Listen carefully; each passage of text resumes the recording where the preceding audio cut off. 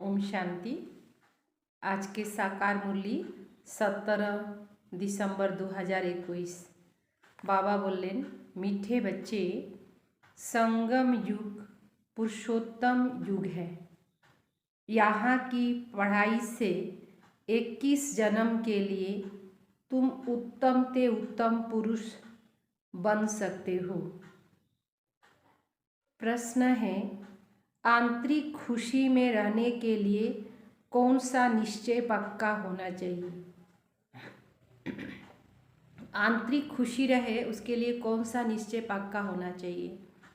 पहला निश्चय चाहिए कि हम विश्व के मालिक थे, बहुत धनवान थे। हमने ही पूरे 84 जन्म लिए।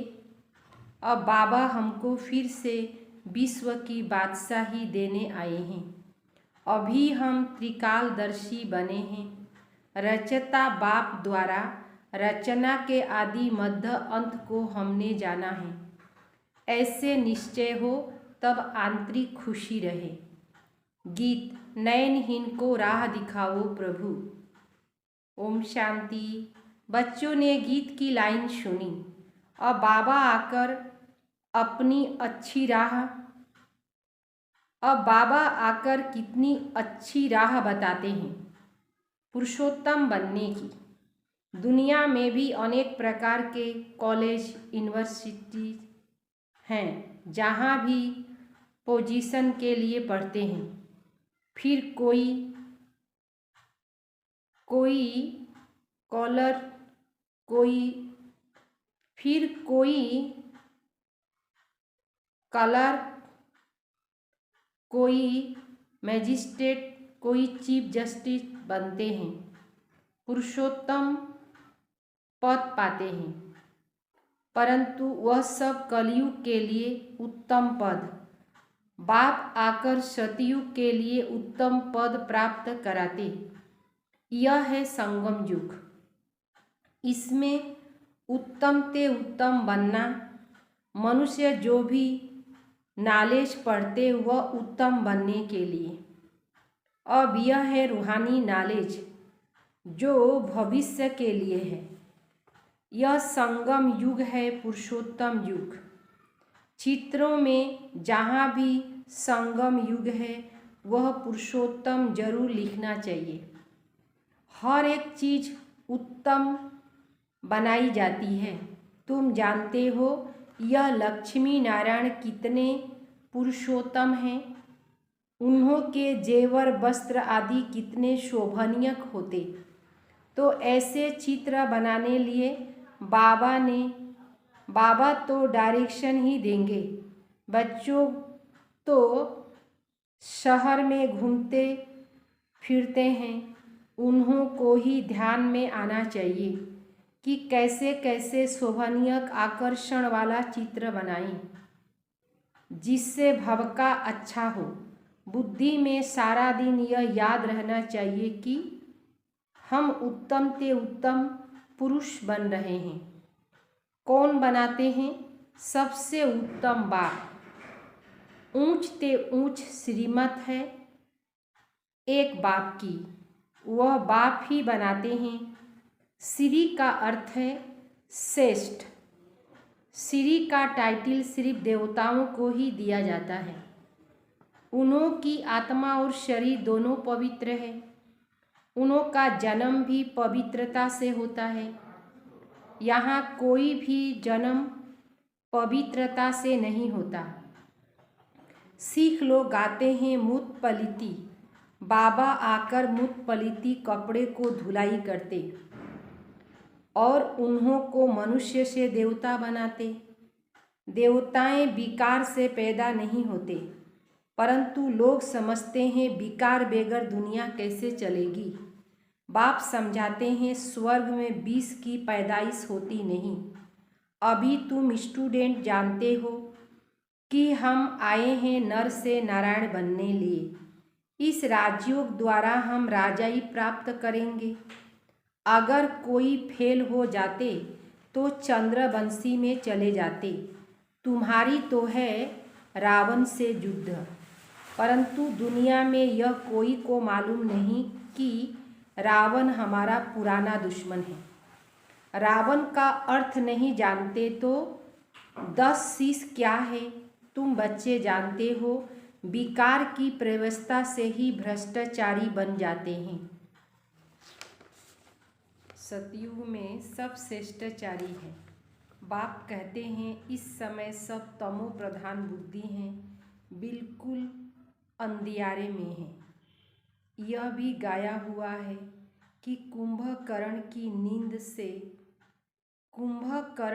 नींद में सोए हुए हैं।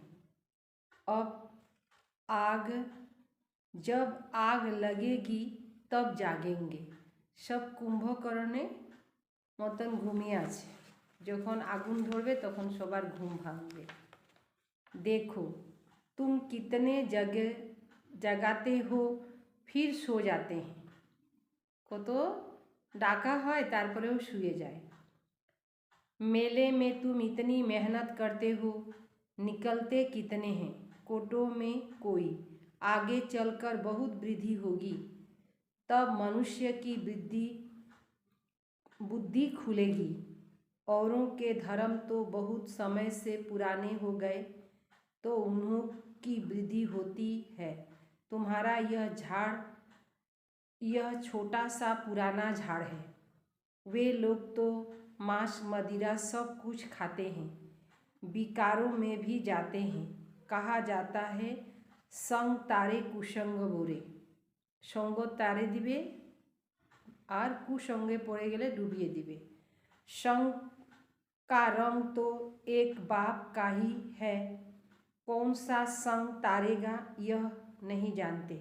कौन संग करले आमादेरके भालो राखबे, कौन संग करले खराब होबे सेও जाने ना। संग तारे कुसंग बोरे यह नहीं जानते, गाते हैं नैया मेरी पार लगाओ। खेवैया हे भगवान कांटों से फूल बनाओ,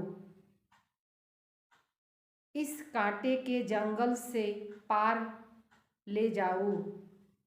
अब फूल तो यहाँ बनना है, दैवी गुण धारण करना है, पुरुषोत्तम बनना है, खान पान भी शुद्ध होना चाहिए। जो चीज़ देवताओं को स्वीकार नहीं कराई जाती, तमोगुणी है, वह नहीं खानी चाहिए। सब्जियों में भी सतो रजो तमो है। आजकल तो मनुष्य गरीब है ना, ज्ञान भी गरीबों को लेना है। साहूकार लोग तो खूब पैसे उड़ाते हैं।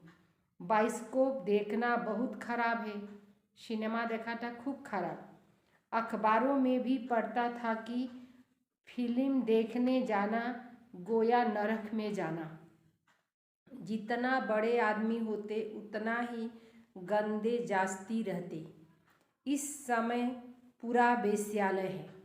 बाप आकर शिवालय बनाते, सारा मदार है पवित्रता पर।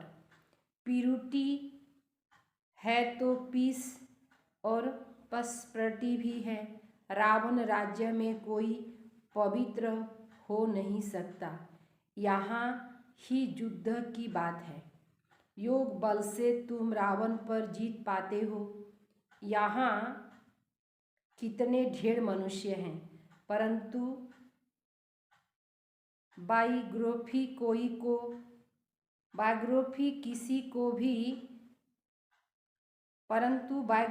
किसी की भी नहीं जानते। शिव के मंदिर में जाकर पूछो शिव की बायोग्राफी बताओ तो कुछ बता नहीं सकेंगे। तुम्हारे में भी नंबरवार पुरुषार्थ अनुसार ज्ञान को जानते। उत्तम माध्यम कनिष्ठ तो होते हैं। सारा मदार है पढ़ाई पर।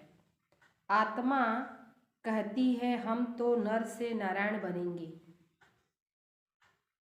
पढ़ाता तो सबको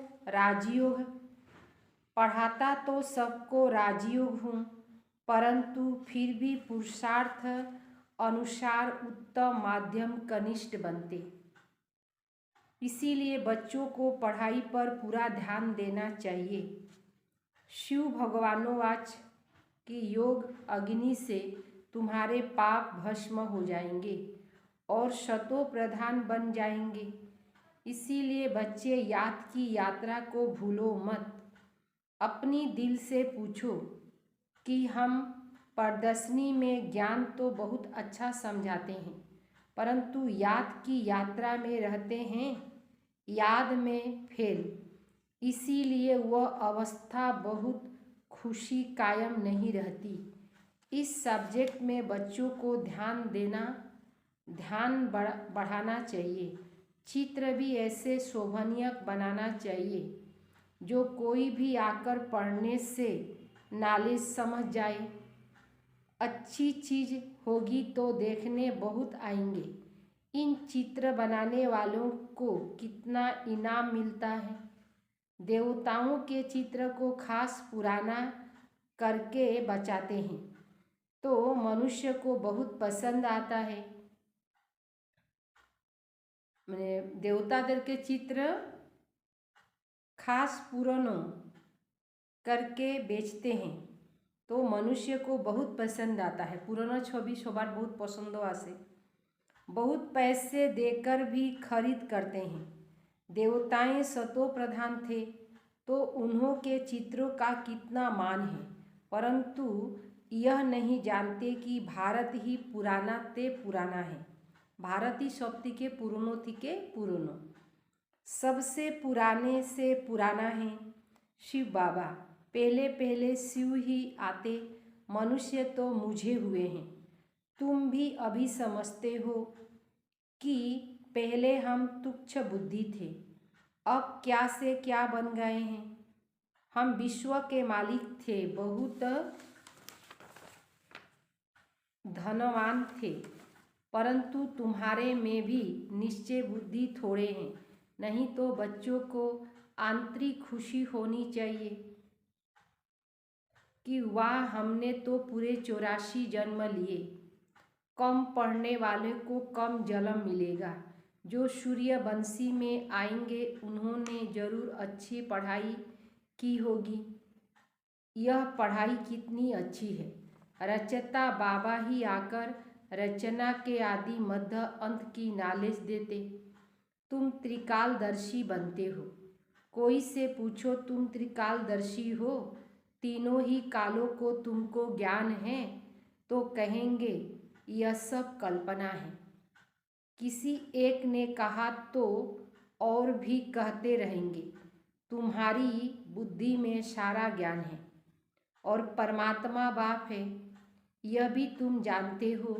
गीता में लिखा है कि परमात्मा का रूप तो हजारों सूर्यों से तेजमय है, परंतु ऐसे है नहीं।